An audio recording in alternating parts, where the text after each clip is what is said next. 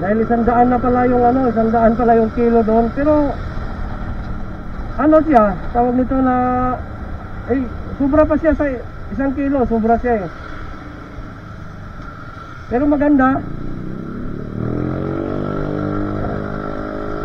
Kasi yung yung mangga na medyo may sa itim-itim yun, maganda yun, matamis. Pero ewan ko lang, mayroon naman ganun kasi na hindi rin matamis. Kaya tinanong ko agad si ate, maasim ba to? E kung sasabihin kong matamis ba to, baka maasim yun.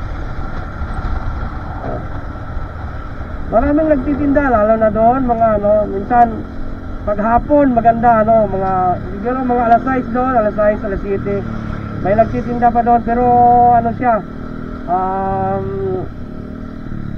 mura na yung ibang tinda. Kasi siguro may nag-ano lang sa kanila, natagisa isang kaeng yan. Dinagdagan ni ate ng isa para mapabili talaga tayo.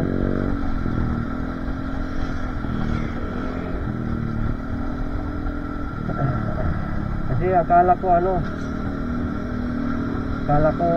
mas mura doon.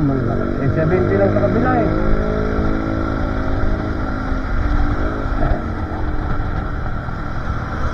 $70 lang sa kabila, tapos